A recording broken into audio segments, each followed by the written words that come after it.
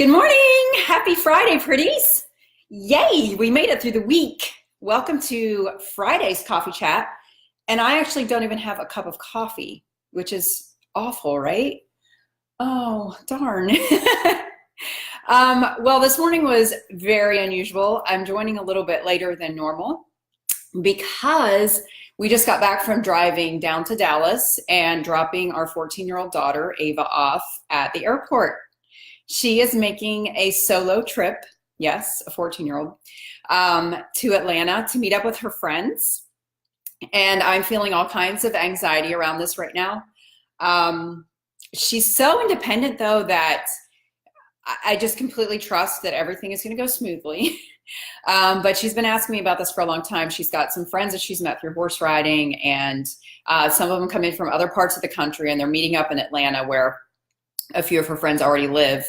So this was the first time I've ever put one of my kiddos on a flight by themselves, and it was definitely very anxiety provoking. I did not sleep last night. I had insomnia all night. I woke up at 5:30 this morning. I was like, okay, I've just got to get out of bed and get my day started. But yeah, it's really weird. Like, we raised them to be independent, and then like she is by far our most independent of the three kids, and she has she just takes it to a new level. It's why I feel like we're having an empty nest already, because she just kind of like does her own thing all the time, and she's perfectly fine with this. Actually, yesterday she said to me, are you and Dad going to eat breakfast with me at the airport? And I said, well, yeah, sure. We're going to get a gate pass. We're going to go through with you. We're going to, wait with you until you board the flight. And she goes, oh, really? I was hoping I could be an independent woman.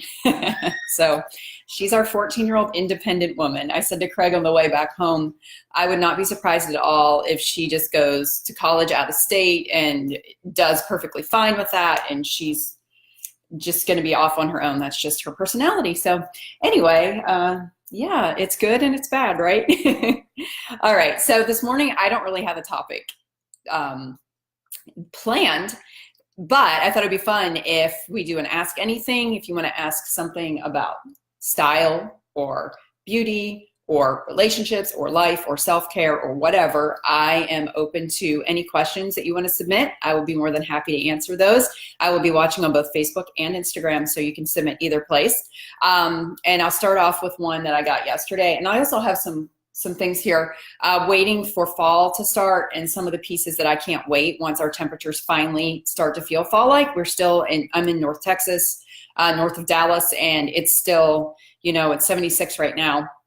But I think it's going to be like 89 today and sunny, and we're not getting our nice, cool fall weather yet. So that's a bummer. But I'm going to show you some of the things I will be wearing and excited to wear whenever fall starts officially.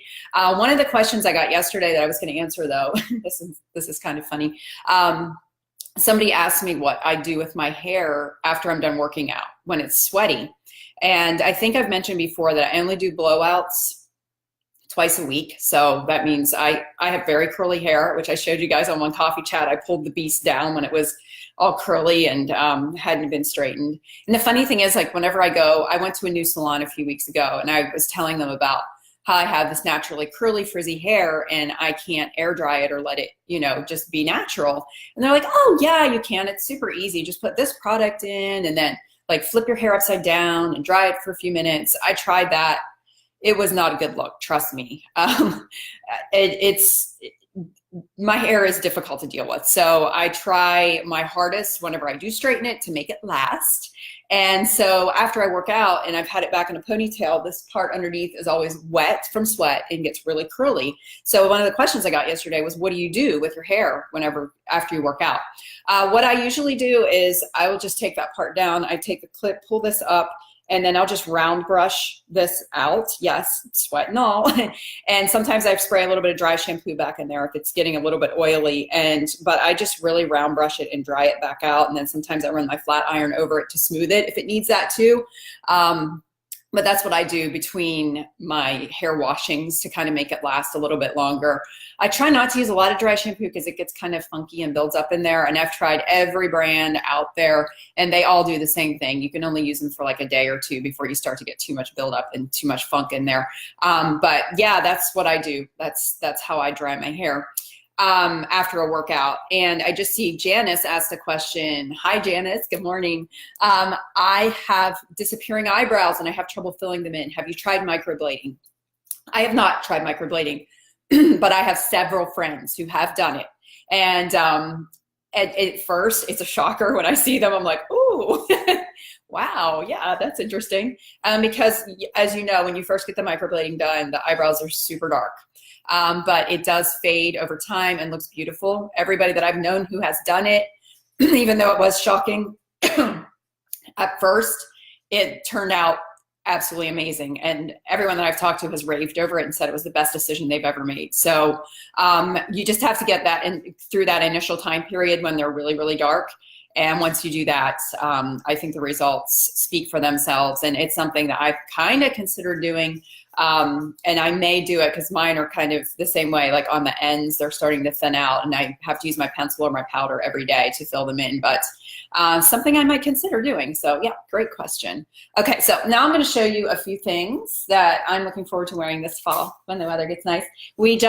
We're finishing our second week of outfits for the fall 2018 GYPO Style Challenge. So you guys might be members of that already. If you're not, then I just send out a shopping list of pieces for you to get, and you can shop at your favorite store, spend what you want, and you can shop your closet first. And we try to live by the mantra of less stuff, more style. So each season we build a capsule wardrobe. A lot of seasons, they're comprised of many carryover pieces from previous seasons so that you get to reuse clothes that are already in your closet.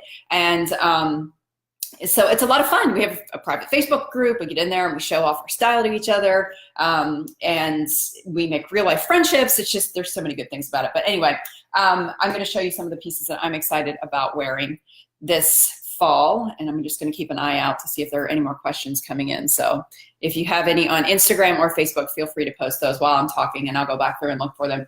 Okay, so number one, and I absolutely love this, is my camel schoolboy blazer. See that? It's from J. Crew Factory. I think you guys have probably seen me pairing this up on social media a few times. I haven't actually gotten to wear it in real life yet, which is a total bummer. But when I do, I'm going to layer it over a gingham button down, over my chambray button down, over my black and white striped top. Have all kinds of layering ideas for it and just haven't been able to quite make that happen yet. The second thing, and I have been wearing this all the time, this was really surprising to me. I put this on the shopping list and then I thought, I'm not gonna buy that piece because I have a lot of cardigans already and I don't wear a lot of black. A few years back, before I started doing style challenges, my entire closet was black. So I've kind of gotten away from that over the past few years just because I had so much of it. I feel like I've been there, done that, and I'm adding more and more color and pattern to my closet. But I finally bought a thin black cardigan. This is a pretty long cardigan. It's very lightweight, and this is from H&M. And I have worn this thing so much already. It was great toward the end of summer whenever restaurants and stores are always freezing cold in Texas because it's hot outside. And I just stash this in my purse and throw it on everything. But yeah, I'm really digging my black cardigan right now. And the other thing that I'm loving is this beautiful burgundy vest, which by the way is on sale right now at J. Crew Factory. And I can't wait to wear it. It's quilted, but it's really thin. I know a lot of people don't like the puffer vests or quilted vests because they add bulk, but I really like this one because it doesn't do that. It's nice and thin, and it's gonna be a great layering piece whenever the weather cools down. So again, please feel free if you have any questions to ask them. I'm gonna be going through the comments on Facebook and on Instagram. And Courtney said, I used to be the same way, but had to buy the black cardigan because I have so little black now. I know, isn't it crazy? It's like whenever you transition over, then you're like, no, I'm not gonna buy any more pieces of black for my closet. And then they end up being some of your favorite pieces after the fact. And I think it's because I based a color palette for the summer challenge on a lot of black pieces for our neutral, and started to reintroduce that into my wardrobe again and realize just how versatile it is and how easy it is to mix and match black and white pieces with pops of color, which is nice because then I get to still get that color craving satisfied as well. So, okay, so another question that I had yesterday was, what podcasts do you listen to? And I'm going to be really honest. I am just starting into the world of podcasts, which probably makes me a little old fashioned, but I'm just sampling some right now. I don't have any on my regular playlist. I do listen to Sorta Awesome. That one would be the most regular podcast that I do tune into.